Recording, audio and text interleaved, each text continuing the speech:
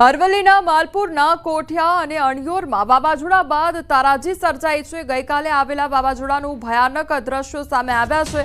ભયાનક વાવાઝોડામાં અનેક ઝાડ તેમજ દિવાલો ધરાશાયી થઈ હોવાની ઘટના બની છે। તો અરવલ્લીમાં એક તરફ સતત વરસાદ ખાબકી રહ્યો છે તેમજ વાવાઝોડા સાથે વરસાદ ખાબક્યો છે અને તે અંગેના તબાહીના દ્રશ્યો સામે આવ્યા છે। ભયાનક વાવાઝોડામાં અનેક ઝાડ તેમજ દિવાલો પણ ધરાશાયી થવાની ઘટના બની છે। સંવાદદાતા હાર્દિક અમારી સાથે જોડાઈ ગયા છે। હાર્દિક, અરવલ્લીમાં એક તરફ સતત ધોધમાર વરસાદ, બીજી તરફ વાવાઝોડું સર્જાયું હતું, કયા પ્રકારની પરિસ્થિતિ સર્જાઈ હતી? કોમલ, ચોક્કસથી જે પ્રકારે અરવલ્લી જિલ્લામાં ગઈકાલે જે વરસાદ પડ્યો, આજે પણ વરસાદી માહોલ છે, તેવા સંજોગોમાં માલપુર તાલુકાનું જે અણિયોર અને કોઠિયા ગામ છે એ પંથકમાં ભારે વાવાઝોડું સર્જાયું હતું। ખાસ કરીને ગામડાઓમાં જે તારાજી સર્જાય છે તેમાં અનેક ઝાડ પડી ગયા છે, અનેક દિવાલો ધરાશાયી થઈ છે। ખાસ કરીને કોઠિયા પ્રાથમિક શાળાની અંદર જે દિવાલ હતી તે દિવાલ તૂટી જવા પામી છે। એટલે કે જે પ્રકારે વાવાઝોડું આવ્યું ત્યારબાદ જે ધારાસભ્ય છે, ધારાસભ્ય દ્વારા પણ લોકોને સાવચેત રહેવા માટે જણાવવામાં આવ્યું હતું અને લગભગ કહી શકાય છે પણ 500 થી વધુ નાના મોટા વૃક્ષો ધરાશાયી થયા છે, વીજ લાઈનો તૂટી જવા પામી છે। એટલે કે ભયાનક વાવાઝોડાના દ્રશ્યો પણ સામે આવ્યા છે। એટલે કહી શકાય કે જે પ્રકારનો કુદરતી કહેર વર્તાવે છે તેમાં અનેક લોકોને નુકસાન પહોંચ્યું છે, અનેક માલ મિલકતને નુકસાન પહોંચ્યું છે। આજે પણ જિલ્લામાં વરસાદી માહોલ છે, હાલ વરસાદ શાંત છે। આ સંજોગોમાં જે પ્રકારનો ગઈકાલે માહોલ સર્જાયો હતો ત્યારબાદની સ્થિતિ માટે તંત્ર દ્વારા હવે સર્વેની માંગણી કરવામાં આવી રહી છે। જી કોમલ। જી હાર્દિક, આપ જોડાયેલા રહેજો। આ તરફ હવે અરવલ્લીના મોતીપુરા વિશે પણ વાત કરીએ તો અરવલ્લીના મોતીપુરામાં તારાજીના દ્રશ્યો સામે આવ્યા છે। વરસાદી કહેર વચ્ચે ખેતરો બેટમાં ફેરવાઈ ગયા છે। 2 કલાકમાં 8 ઇંચ જેટલો વરસાદ ખાબક્યો હતો। તો વરસાદ તારાજીના આકાશી દ્રશ્યો પણ સામે આવ્યા છે।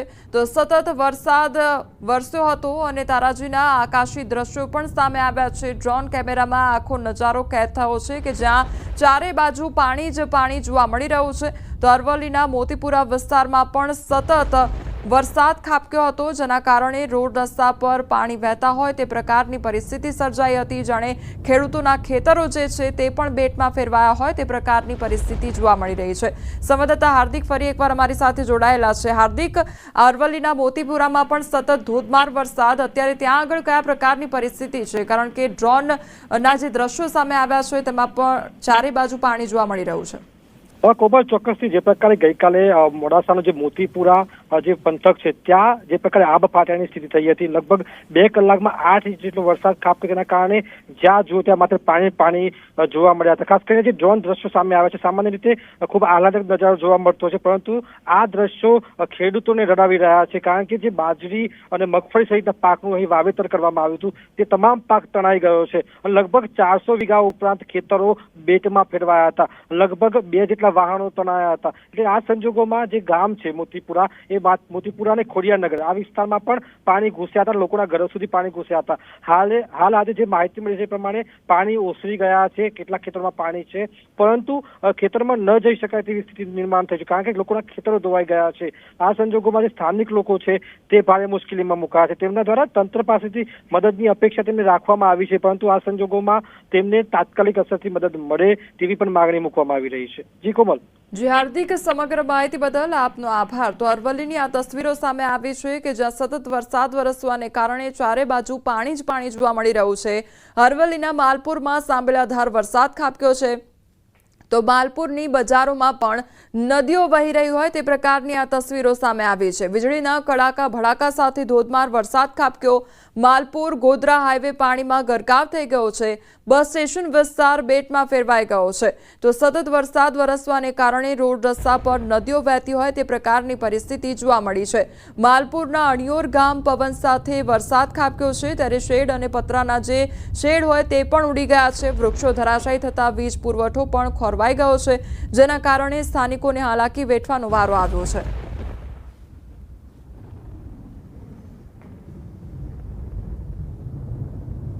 આ તરફ અરવલ્લીના મોડાસામાં ફરી ધોધમાર વરસાદ ખાબક્યો છે। શહેરના 4 રસ્તા વિસ્તારમાં પાણી ભરાઈ ગયા છે। ગાજવીજ સાથે ધોધમાર વરસાદ ખાબક્યો છે અને સતત વરસાદ વરસવાને કારણે રોડ રસ્તા પર પાણી ભરાઈ ગયા છે, જેના કારણે વાહન ચાલકોને વાહન હંકારવામાં પણ સમસ્યાનો સામનો કરવો પડી રહ્યો છે। ત્યારે વરસાદ સતત વરસી રહ્યો છે। સતત 3 દિવસથી વરસાદ ખાબકી રહ્યો છે। અરવલ્લીની આ અલગ અલગ વિસ્તારની તસવીરો સામે આવી છે કે જ્યાં સતત વરસાદ ખાબકવાને કારણે ચારે બાજુ હવે પાણી જ પાણી જોવા મળી રહ્યું છે।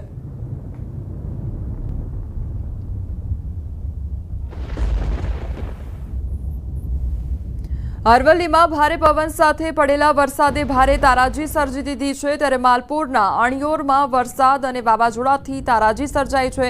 પ્રાથમિક શાળાના કોર્ટ પર મહાકાય જૂનું વૃક્ષ પડી ગયું અને અણિયોર મુખ્ય ચોકમાં પણ વૃક્ષ ધરાશાયી થવાની ઘટના બની છે। તો અણિયોર સાતરડા રોડ પર પણ વીજપોલ તેમજ વીજ તાર તૂટ્યા હતા, તો વીજપોલ તૂટતા સમગ્ર પંથકમાં વીજળી ગુલ થઈ ગઈ છે।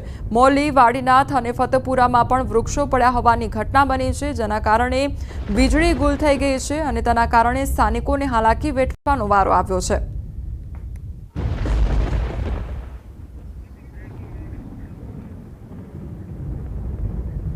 સુરત જિલ્લાનો એકમાત્ર ધોધ ઓવરફ્લો થયો છે। ઉમરપાડા તાલુકામાં આવેલ દેવઘાટ ધોધ ઓવરફ્લો થઈ ગયો છે, તો ધોધ ઓવરફ્લો થતા નયનરમ્ય દ્રશ્યો જોવા મળ્યા છે। જંગલ વિસ્તારમાંથી આ ધોધમાં પાણી આવે છે અને દર વર્ષે બહોળી સંખ્યામાં પ્રવાસીઓ આ ધોધ જોવા માટે આવતા હોય છે। તો સુરતનો આજે એકમાત્ર ધોધ છે તે ઓવરફ્લો થયો છે અને નયનરમ્ય દ્રશ્યો પણ સર્જાયા છે અને લોકો દૂર દૂરથી મોટી સંખ્યામાં આ ધોધને જોવા માટે આવતા હોય છે। સંવાદદાતા કેતન અમારી સાથે જોડાઈ ગયા છે। કેતન, સુરતનો જે ધોધ છે તે અત્યારે ઓવરફ્લો થયો છે, કયા પ્રકારના નયનરમ્ય દ્રશ્યો સર્જાયા છે ત્યાં આગળ? કોમલ, ચોક્કસથી વાત કરીએ સુરત જિલ્લાનો ચેરાપુંજી કહેવાતો ઉમરપાડા તાલુકાની અંદર સિઝનનો સૌથી વધુ વરસાદ પડતો હોય છે।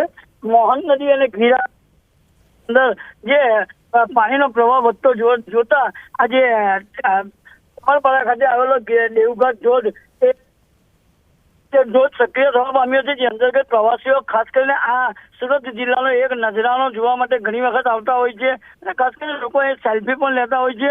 અને આ ધોધના જે દ્રશ્યો છે તે ટીવી પર જોઈ રહ્યા છો એ જે ધોધ છે એ નયનરમ્ય દ્રશ્યો પણ લોકો કેમેરામાં કંડારતા હોય છે। અને દક્ષિણ ગુજરાત કે સુરત જિલ્લાનું એકમાત્ર પ્રવાસન તરીકેનું સ્થાન તરીકે પણ પ્રવાસન વિભાગે એને વિકસાવ્યું હતું, જે અંતર્ગત પ્રવાસીઓ માટે પણ એક સારા સમાચાર છે કે ઉમરપાડાની અંદર જે દેવઘાટનો ધોધ છે એ આનંદની લાગણી પણ જોવા મળી રહી છે। જી કેતન, સમગ્ર માહિતી બદલ આપનો આભાર। તો સુરતના દ્રશ્યો સામે આવ્યા છે કે જ્યાં એકમાત્ર જે ધોધ આવેલો છે તેના નયનરમ્ય દ્રશ્યો સર્જાયા છે। બીજી તરફ પ્રવાસીઓ માટે આ ખૂબ જ આકર્ષણનું કેન્દ્ર બની રહે છે અને દર વર્ષે મોટી સંખ્યામાં પ્રવાસીઓ આ ધોધને નિહાળવા માટે ઉમટી પડતા હોય છે।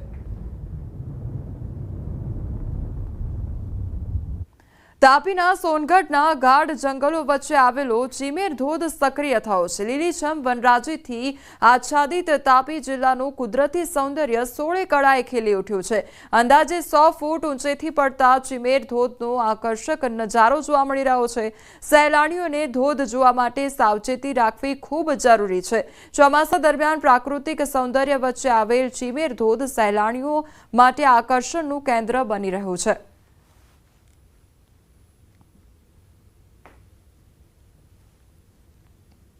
આ તરફ ડાંગ સાપુતારામાં આહલાદક વાતાવરણ સર્જાયું છે। ગીરાધોધના નયનરમ્ય દ્રશ્યો જોવા મળી રહ્યા છે।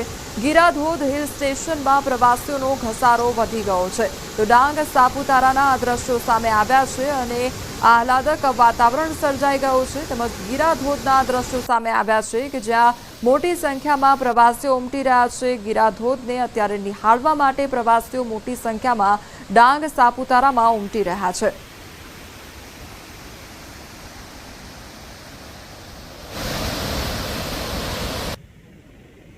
પંચમહાલના ખૂણિયા મહાદેવ ધોધ સક્રિય થયો છે। પાવાગઢમાં ભારે વરસાદથી વહેતા થયા છે ઝરણા, ત્યારે ધોધનો નયનરમ્ય દ્રશ્યો જોવા મળી રહ્યા છે। ત્યારે પાવાગઢ આસપાસ સોળે કળાએ ખીલી ઉઠી છે પ્રકૃતિ। ત્યારે પાવાગઢ આસપાસના દ્રશ્યો સામે આવ્યા છે કે જ્યાં સૌંદર્ય નજારો જોવા મળી રહ્યો છે, તો સહેલાણીઓ અત્યારે આ દ્રશ્યો નિહાળવા માટે ઉમટી પડતા હોય છે। દૂર દૂરથી લોકો મોટી સંખ્યામાં આવતા હોય છે અને આ દ્રશ્યોની મજા માણતા હોય છે। તેમજ પાવાગઢ આસપાસ સોળે કળાએ અત્યારે પ્રકૃતિ ખીલી ઉઠી છે।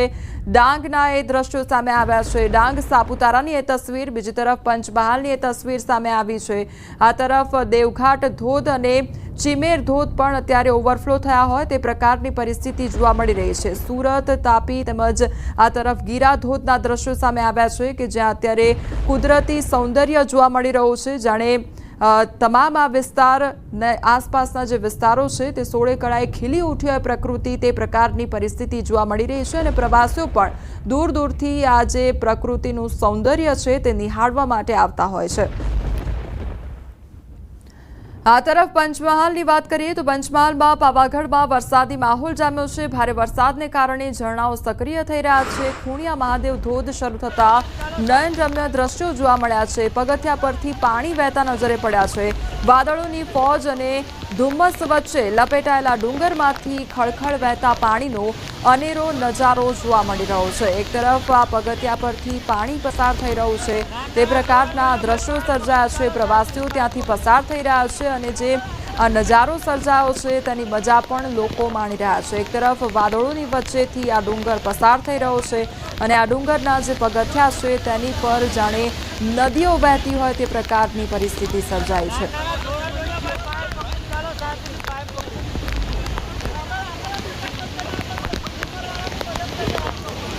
વડોદરામાં ડભોઈ ઉપરવાસમાં વરસાદને પગલે ઢાઢર નદી ઉફાને છે, ત્યારે ડભોઈ તાલુકાના 7 થી 8 ગામના મુખ્ય માર્ગો પર પાણી ફરી વળ્યા છે। દેવ ડેમમાંથી પાણી છોડાતા ઢાઢર નદીમાં પાણીની આવક વધી ગઈ છે, તો ડંગીવાડા તેમજ પ્રયાગપુરા અને નારણપુરા, મગનપુરા, વીરપુરા, બંબોજ, કરાલીપુરા, અમરેશ્વર જેવા 7 થી 8 જેટલા ગામોને અસર પણ વર્તાઈ છે, તો મુખ્ય માર્ગો ઉપર પાણી ફરી વળતા જનજીવન પ્રભાવિત થઈ ગયું છે।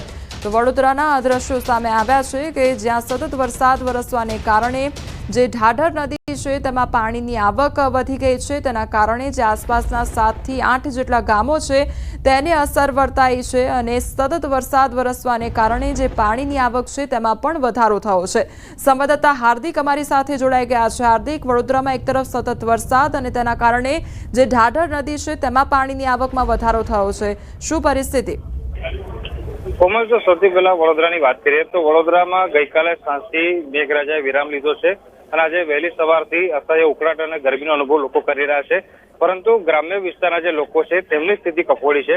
આ ગ્રામ્ય વિસ્તારની વાત કરીએ તો વાઘોડિયા અને ડભોઈ તાલુકામાંથી ઢાઢર નદી પસાર થાય છે, ત્યારે ઢાઢર નદીમાં નવા નીરની આવક થવાના કારણે તે ઉફાને ચડી છે અને ગઈકાલે બપોર સુધી લગભગ 4 જેટલા ગામ જે છે તે સંપર્ક વિહોણા થયા હતા ડભોઈ તાલુકાના, ત્યારે આજે સવારે જે તાજા સમાચાર મળી રહ્યા છે કે 7 થી 8 ગામ જે છે તેમના મુખ્ય રોડ ઉપર પાણી ફરી વળ્યું છે।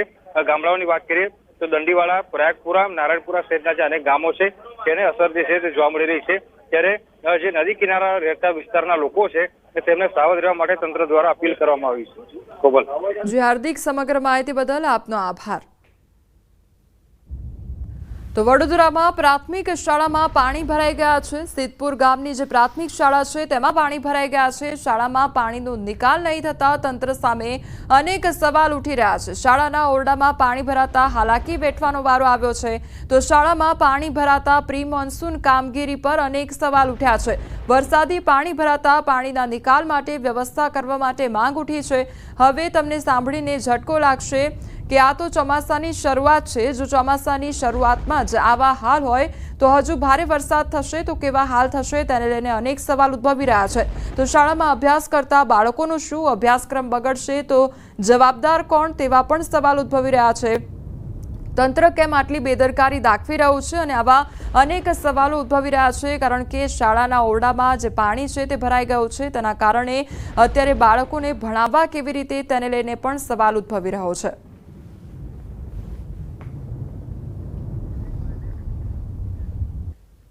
સુરતમાં ખાડીના પાણીથી હાલ બેહાલ થઈ ગયા છે, ત્યારે સણિયા હેમાદ ગામ ખાડીપુરમાં ગરકાવ થઈ ગયું છે। 10 ફૂટ પાણીમાં ફસાયેલા ટેન્કર ચાલકનું રેસ્ક્યુ કરવામાં આવ્યું છે। મોડી રાત્રે ખાડીપુરના પાણીમાં ફસાયો હતો વ્યક્તિ અને કન્ટેનર ઉપર ચાલકે રાતવાસો કાઢ્યો હતો, તો માજી સરપંચ અને તેની ટીમ દ્વારા રેસ્ક્યુ કરવામાં આવ્યું। બે દિવસ સુધી ખાડીપુરની સમસ્યાનો લોકો સામનો કરી રહ્યા છે। પાણી નિકાલ ન થતા લોકોએ તંત્ર સામે હવે તે લોકો દ્વારા રોષ વ્યક્ત કરવામાં આવી રહ્યો છે, તેમજ પાણી નિકાલની કોઈ પણ પ્રકારની વ્યવસ્થા ન થતી હોવાની તે લોકો દ્વારા હવે રોષ વ્યક્ત કરવામાં આવી રહ્યો છે। તો આ વ્યક્તિ ફસાયો હતો, તેનું રેસ્ક્યુ પણ કરવામાં આવ્યું હતું। સતત કેટલાય કલાકો સુધી તેના દ્વારા કન્ટેનર ઉપર જ વિતાવવામાં આવ્યો હતો સમય। તો સુરતમાં ખાડીના પાણીથી હાલ બેહાલ થઈ ગયા છે। ચારે બાજુ પાણી જ પાણી જોવા મળી રહ્યું છે। લોકોનું રેસ્ક્યુ કરવામાં આવી રહ્યું છે, તેમજ સુરક્ષિત સ્થળે લોકોને ખસેડવામાં આવી રહ્યા છે। ત્યારે સણિયા હેમાદ ગામની આ પરિસ્થિતિ સામે આવી છે કે જ્યાં સતત વરસાદ ખાબકવાને કારણે પાણી ભરાઈ ગયા છે। લોકોના ઘરોમાં પણ પાણી ઘૂસ્યા છે। તો 10 ફૂટ પાણીમાં ફસાયેલા ટેન્કર ચાલકનું રેસ્ક્યુ કરવામાં આવ્યું હતું। આ એ વ્યક્તિ છે કે જે પોતાનું ટેન્કર લઈને પસાર થઈ રહ્યો હતો અને તે દરમિયાન રસ્તામાં ફસાઈ ગયો હતો।